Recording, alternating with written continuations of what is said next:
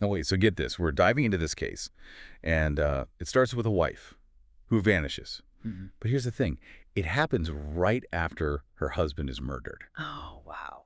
The police, they have no clue what's going on. But there's this one person, someone you wouldn't expect at all, who starts seeing things that everyone else is missing. Okay, so fill me in. What is this? What kind of person can see through a mystery that has the police totally stumped? Right. Well, this is where we meet Morgan Guillory. She's what they call a high potential intellectual, which basically means she's like super bright, maybe even a genius, but she's also got this intense drive to like solve problems, Hmm. to set things right, almost like a compulsion, I guess you could say. So it's kind of this, a brilliant mind, but also this need to fix things. Exactly. And that conflict, it's like right there from the start. We first meet her and she's rearranging an evidence board at the crime scene. Let's just say she ruffled a few feathers, especially with detectives Karadec and Osdil, who are leading the investigation. I can imagine the classic clash between like the detectives and, the person coming in from outside. Oh, absolutely. But here's where Morgan's unique perspective really shines. She points out these seemingly insignificant details at the crime scene. Pillows that are like meticulously arranged, a single curtain missing a tie back. There's even like hairs and tape residue on a chair leg, Oh, wow. all hinting that someone was tied up, right? Yeah, I see like these little details. Exactly. And those clues lead her to a pretty significant deduction. There was a third person at the scene. Wow. So now the police aren't just dealing with a murder, they're also looking for a missing woman, Lynette Acosta. So now that we have a missing person, who are the suspects? Who emerges as like the initial person of interest in all of this? So right away, they focus on Lish Kazang. She had previously sued one of Lynette's clients for harassment, and she lost. Yeah. And security footage seems to put her at the scene, making her a prime suspect. Hmm.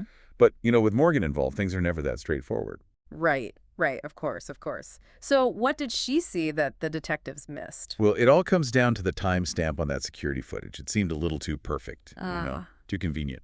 But Morgan, being Morgan, remembers that there was a strong wind that day, and she knows the area really well.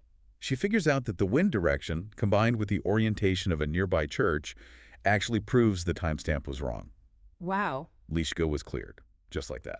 That's incredible. I mean, not only does she notice the tiny details, she also has this knowledge and the ability to like connect things that seem totally unrelated. It really is amazing. She's like a walking encyclopedia. But with Lishka out of the picture, the investigation shifts focus to other potential players. And one of them is Lynette's sister, Sophia Billier. Okay, and how does Sophia factor into all of this? Well, on the surface, Sophia seems like a concerned sister. But there's this layer of mystery surrounding her, especially when Lynette's daughter, Letty, mentions a letter. A letter from this mysterious Sarah that really upset her mother before she vanished. Sophia claims to know nothing about this Sarah, Hmm. but her alibi for the time of the murder, it checks out. Okay, so a mysterious letter, an alibi that checks out, and a missing woman. It seems like we're just getting started with this case. So tell me, what does this letter say? Does it give us any clues? Yeah, it does, but Yeah. there's a catch. Remember Morgan's, let's say, unorthodox methods? Right, right. Well, she ends up getting the letter from Lynette's office, illegally. Oh, no. And it turns out Sarah was a paralegal on one of Lynette's cases. Mm-hmm. And get this, she was also claiming to have been harassed by the client, Brian Diamond, the same guy Lishka sued. Oh, wow. So this letter, it connects Diamond to both Lynette and Sarah. It makes you wonder, could he be responsible for both Anthony's murder and Lynette's disappearance? It definitely makes him a person of interest, but there's a problem. The detectives, they're furious with Morgan for taking that letter. They can't use it as evidence now. It's that age-old problem, isn't it? Do the ends justify the means? But even though they can't use the letter, it seems like it has given them a new direction. Right. The detectives decide to take another look at Brian Diamond. Remember, he said he was in Fontana at the time of the murder, but Morgan wasn't buying it. She pointed out that his clothes, how he carried himself, it didn't quite fit the Fontana getaway story. It's almost like reading between the lines. It's less about the hard evidence and more about understanding human behavior. Exactly. And as the detectives are getting ready to question Diamond again, we see Karadec call out his name, urgently, like something big is about to happen. It sounds like we're about to get a major revelation. This is where we'll have to leave things for today. We'll be back next time to continue our deep dive into this case and see what happens with Diamond. So we're back, diving deeper into this mystery surrounding Lynette Acosta. When we left off, the detectives were getting ready to talk to Brian Diamond again, about his alibi.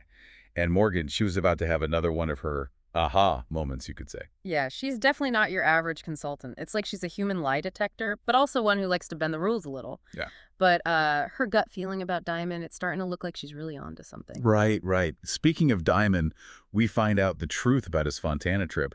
Turns out it wasn't some fancy weekend getaway. He was visiting a prison. Really? Yeah, and it gets even more interesting. He's got this history of legal trouble, including accusations of assault from another woman. Wow, okay, so that's 2 times now that we've seen this pattern of alleged abusive behavior from Diamond.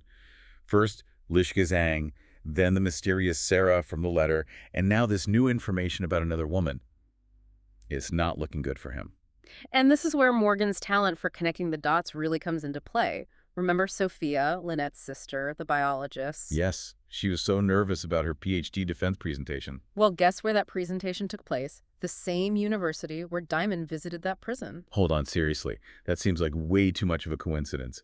Are you saying that Diamond maybe used his prison visit as a cover to stalk Sophia? That's what Morgan thinks. And given how often she's right, it's hard to ignore it. She even notices something small about Sophia, something that doesn't fit with how Sophia portrays herself. Okay, tell me, what did she see that made her suspicious? A broken plate, just tossed in the trash. Remember, Sophia talked about how neat and organized she is, so this little detail stands out to Morgan. It's like something happened at Sophia's apartment, something that disrupted her usual routine. So is she suggesting that Diamond might have actually gotten to Sophia? That this visit to the university was actually him trying to get close to Lynette's sister? It's a scary thought, right? And the detectives, even though they don't always love Morgan's methods, they can't ignore the possibility that Sophia might be in danger. They rush to the university hoping to get to her before anything happens. Oh no. And to make things even more tense, they find out that Sophia isn't answering her phone. Yeah. That's not a good sign when you're in a race against time. It's like they're dangling us over a cliff, right? Yeah. So many questions. Will they get to Sophia in time? Is Diamond really behind all this? Or is there something else going on, something we haven't even thought of yet? Okay, so we're back, and the tension is high. We're trying to figure out what happened to Lynette and if her sister Sophia is safe. Last time, the detectives were racing to the university with Morgan. Yeah, it was a real cliffhanger. As they get to the university, they see Sophia leaving her presentation, and she looks fine. Everyone's relieved, especially Letty. That's good, right? Everyone can relax now. Maybe Morgan can finally get some rest. Well, not quite. You know how Morgan's mind works. She's always observing. As Sophia is saying hi to the detectives and Letty, Morgan notices something strange. Here we go again. What is it now? Did she see a stray thread on Sophia's jacket? It was her shoes. Morgan realizes they're the same shoes Lynette was wearing in the last photo Letty showed her. Wait a minute, those shoes should be at Lynette's house, right? Yeah. Is this saying that Sophia, the sister, might be involved in this? It's a huge twist, and it really throws the investigation.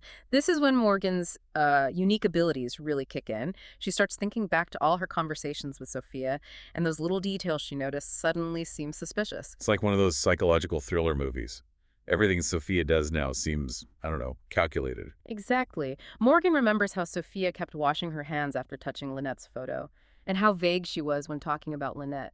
Even her reaction to Morgan's comment about the broken plate. It all makes Sophia look like she's been hiding something the whole time. So are we saying Sophia, who everyone thought was just grieving, could have been playing everyone? And it gets even crazier. Remember Sophia's presentation? It was about this type of deep-sea anglerfish. Yeah, okay, I'm curious. What do anglerfish have to do with any of this? They attract their prey with this glowing lure. It's how they survive. But in this case, it takes on a dark meaning. Morgan thinks that Sophia might have used her knowledge of anglerfish to set a trap for her own sister. Are you saying Sophia, the biologist, used her scientific knowledge to plan all of this? But why would she do that? Think about how upset Lynette was after getting that letter from Sarah. What if Sophia, pretending to be caring, offered to take Lynette on a vacation to a beach house? And what if that beach house was actually used by Sophia's university for research? Oh my God, you're saying Sophia killed her brother-in-law and then tried to make it look like Brian Diamond did it, the guy who actually harassed her sister? It's definitely a possibility. It seems like everything we thought we knew was wrong. Sophia, driven by, I don't know, maybe anger or a twisted idea of justice. might be the one behind this whole elaborate plan. So what happens to Sophia in the end? Do they arrest her? They don't show the actual arrest, but you can tell they're close to catching her. They confront her with all of Morgan's findings, and her face kind of shows it all, defiance, but also like she knows she's been caught. Wow, what a journey this deep dive has been. We started with a missing wife and a murdered husband and ended up uncovering this crazy web of lies and secrets. It's like something out of a TV show. It just goes to show sometimes real life is stranger than fiction. And you never really know what someone is capable of, even those closest to you. It's been fascinating to see how paying attention to the little things can help solve a big mystery. It really shows the power of observation and how our minds work. Absolutely. And with that, we'll leave you with this. How well do we really know the people around us? And what would we do to protect them?